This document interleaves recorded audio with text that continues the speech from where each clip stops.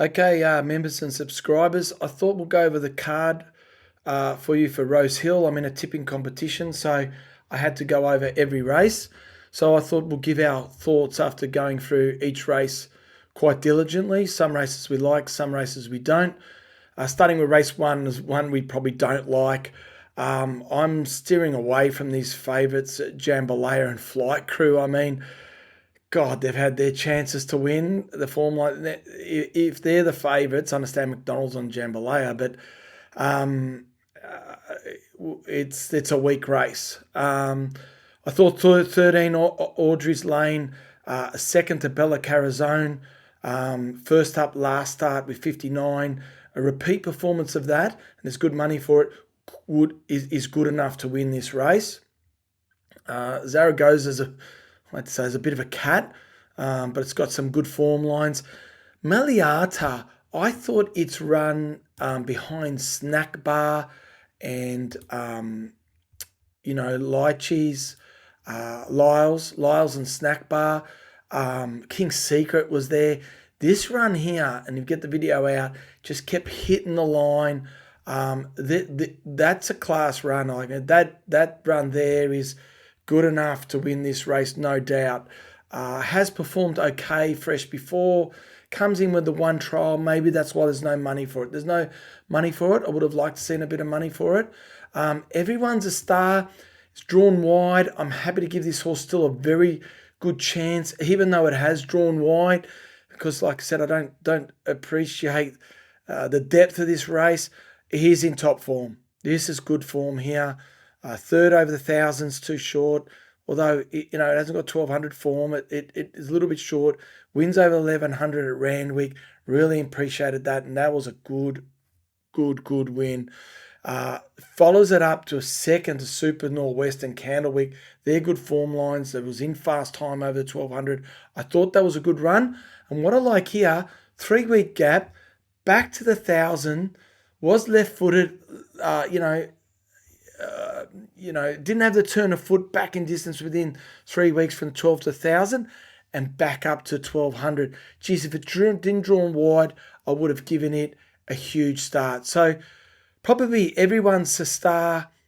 Audrey's Lane and Maliata in my top three, going against the market here of Jambalaya and Flight Crew. Very weak race, very dangerous race.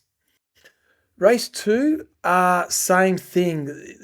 This race hasn't got a lot of depth. Unleashing is a deserved favourite. A lot of potential, this horse. And will be hard to beat. Assessing its run last time is indifferent. Definitely a sort of run that for a horse that wants more ground. I did think it probably needed to do more. But again, this class of race coming from a Group 3, and we've got horses coming from benchmark 7 in the country here. So you have to sort of weigh all that up. I expected him to do more. It was 4 weeks between runs with a trial. Fair enough, but he's winning here with 3 weeks between a run. You'd have to have him on top. You have to have him on top. I thought Tazima didn't do much last start. You probably wanted to see more there. I thought the Western Front, very lightly raced, was held up, did enough, but from a benchmark 70 Cranbourne. But I do give this horse a good chance.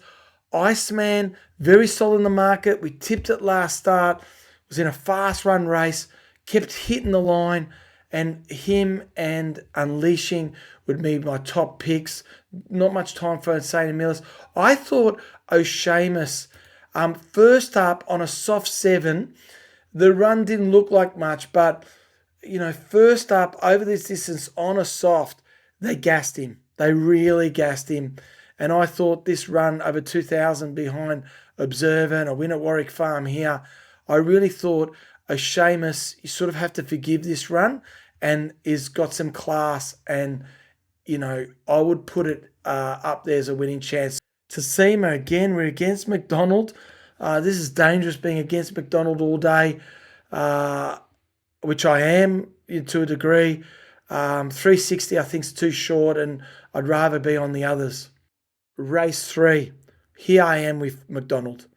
I am. I mean, we gave Pembury last start to our members. I thought he was disappointing at the start, but when you really get that video out, I've seen the front on, he was terribly held up.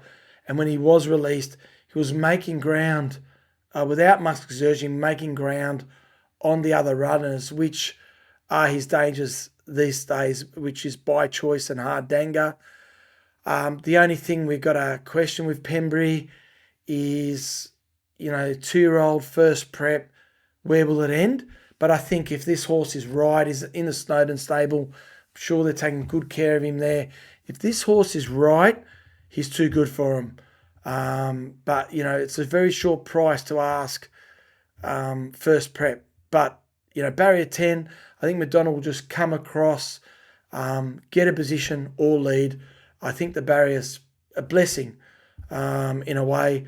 And like I said, if he's right, I think this is a very good horse and he'll win. I do want to stick with that form. I thought By Choice and Hard Danger are the dangers. Why there's such a gap between Hard Danger and By Choice, I don't know. And you'd almost say that he is the value runner. But Pembury, the one to beat there. I'm not going to go into that short price though. Race 4. Warwoven, Central Europe. Again, agree with the market. This is a 2-horse race. We told our members to stay away from Warwoven. 8 weeks between runs. Inside draw, wet track, inside rail true Randwick. You really do not want to be there. And it ended up being there. So I thought the run was a good pass mark. He's a gun 2-year-old. It's very hard to line up these two runs because you've got Warwoven on the inside, Central Europe on the better going the outside, but he was terribly held up, got out and stormed home. But we are with Warwoven. We are with Warwoven because we think the inside was way inferior. We think he'll much appreciate the firm surface. We think he's a sprinter. We think Central Europe is we're thinking a lot of things here. We think Central Europe is a very good horse, but he's by Frankel out of a staying sort of type mare. And I think second up on the firm track, he's not going to sprint as well. It's clutching at straws. It's a 2-horse race, but with all that said, we think Warwoven is the more sprinting type. And I mean, what Central Europe was able to do as a first start going forward, I mean, boy, watch out for the size produce and Champagne if they keep him going. And as a 3-year-old, this is going to be a very good horse. But we've got Warwoven on top of Central Europe in a 2-horse race. Race 5, we're against Vauban. We're against McDonald here again on Wootton Verdi. We are with Vauban. With this set weights and penalties, not giving much weight away, and Vauban is the class runner, and he's got a rating pattern to match, and that's first up. He flies first up. Last time in this race, Rosehill, this was a huge run when he won, winning the Group 3. Our notes had him going about 2.7 lengths above average. Here we are here, 15th third, plus 2.7, ran 32.7 the last 600. So we've got a rating pattern here. The next prep, he goes very well first up here over the mile this time, behind Lindemann, Sir Delius, and that was over the mile. So you can see the Waterhouse is following this pattern. I'm seeing he's got 3 trials. And to me, he's the class horse, and Vauban should be the first pick. Wootton Verdi behind, Solar Spain, and they haven't run in those class of races. They haven't ran those sort of ratings for winner heads yet. Same with Wootton Verdi. I mean, these runs you'd say they're fair because Autumn Glow, and he's getting up to a distance he likes. But he does love a wet track. He does really love a wet track. That's where he won here. I mean, he beat Casino 17 just on a firm. Look, we've got to be with Vauban. We have to be with Vauban. We've got respect for Wootton Verdi and Solar Spain, but we've got class. We've got rating pattern. We've got a horse proven in group races against better horses. So those horses got scope and might improve, but we're very happy to be Vauban. T. Clark rode him in that race last year too, so he sort of knows how to handle him and where to put him, and he knows the clerks. He knows this horse really well, and we think Vauban is the one to beat here, not Wootton Verdi. Rosehill race 6. I agree with the market here. There's a few chances here. Our ratings have got all these horses very close together. You know, Tonkin, Malcoop, King's Secret, Flying for Fun, Kerguelen, and even She's an A-lister flies first up, and our ratings say she's a chance at value at $26. So it's hard to split them, but we are with, Winona on Malcoop and losing McDonald. Although we still think it's a good chance, we've put that down the list. King's Secret's first up, nothing against it. Flying for Fun's, nothing against it. Kerguelen, we think, wants more ground. So second up to be able to sprint and have that fast pace again. It was a very fast pace, helped him. And that wide barrier again. I'm a little bit against Kerguelen, but very scared because he's such a good horse. He's in for such a good prep. So happy to be a little bit against Kerguelen. And, these good horses, Flying for Fun, King's Secret, Malcoop, they're all there to, we're going to have to beat them. But look, we are with Tonkin. We tipped Tonkin to our members last start. It did everything but beat. We felt the horse came back better. Probably should have let it, had that one run. It will be better for that run. It really ran enormous. And I just think Tonkin, it's the one to beat down with the 54, the run under its belt.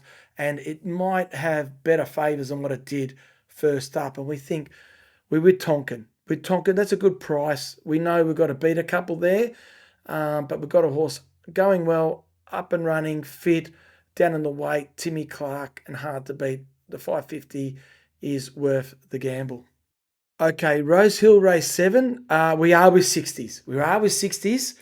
Then the question is that price a goer? We've got it as not.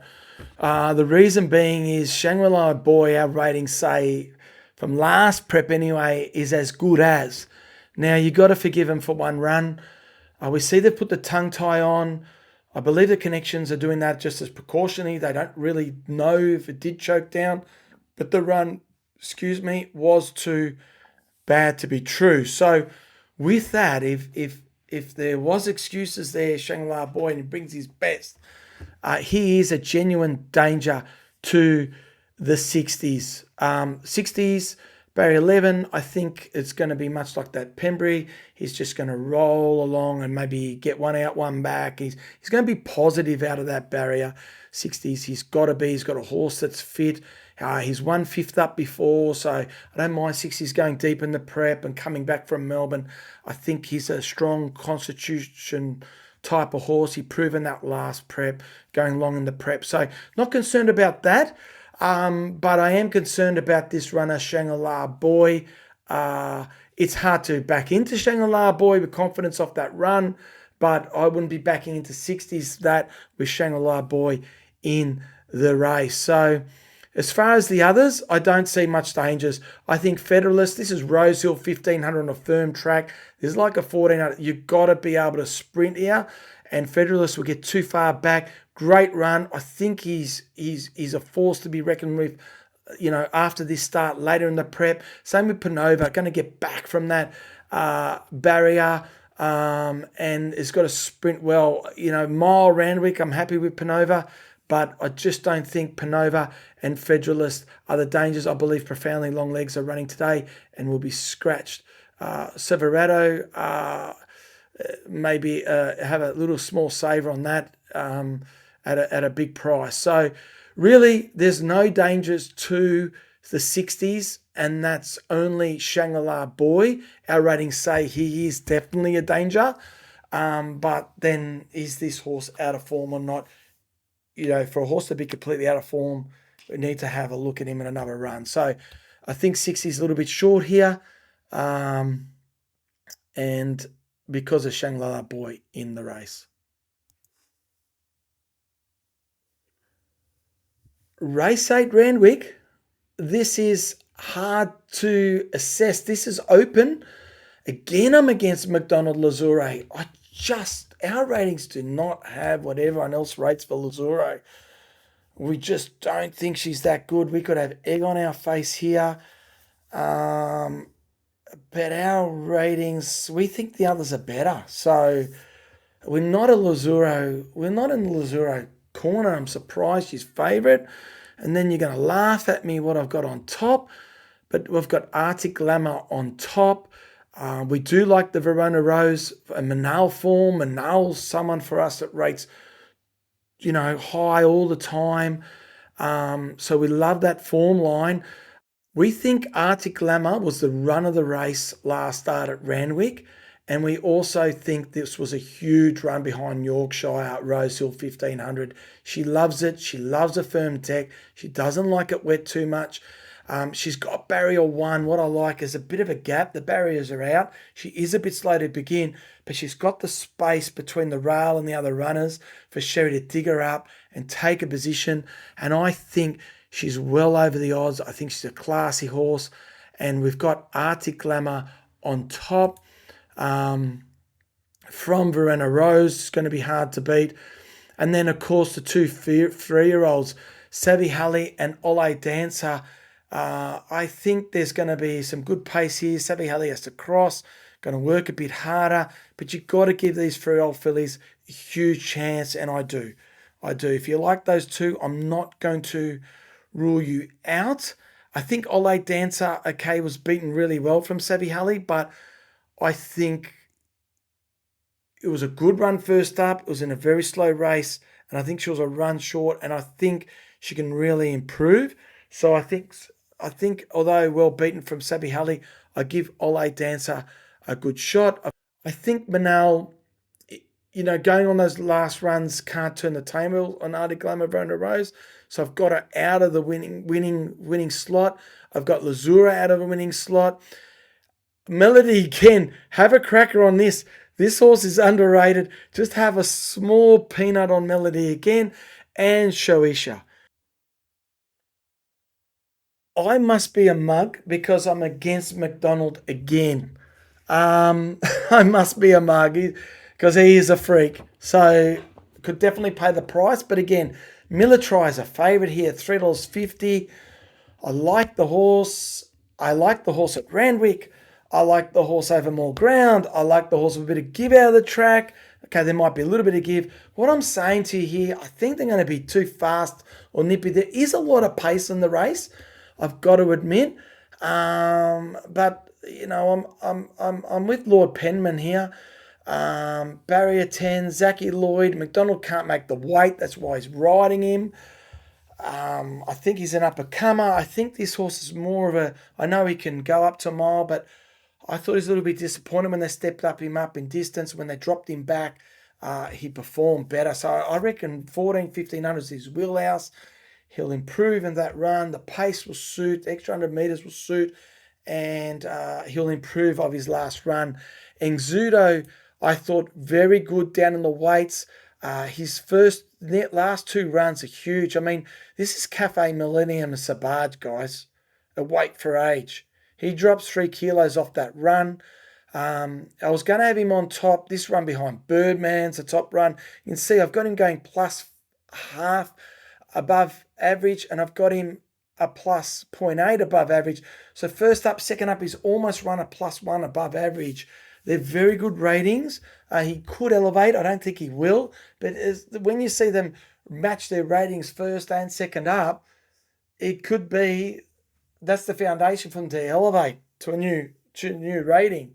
So that could happen with Zudo. So I was very close to having him on top. I just went for Lord Penman with the jockey and being a home track waller. But on ratings, Exudo should be on top. So Exudo and Lord Penman and Globe, definitely his ratings there will cross and be front. I know Mick Price keeps saying wet track, but his rating's on a firm track. That's where his rating really big for us. So, yeah, with Lord Penman, just over Exudo and Globe. And, I mean, Miller Trials would be my 4th pick, yeah. So, Willado wouldn't be without an absolute no hope here. There was excuses for him last start, so I would give him some hope. So, to have fourth pick, militarised fourth, fifth pick at 350, it's fair to say we're against him. But we get smarter in the last race.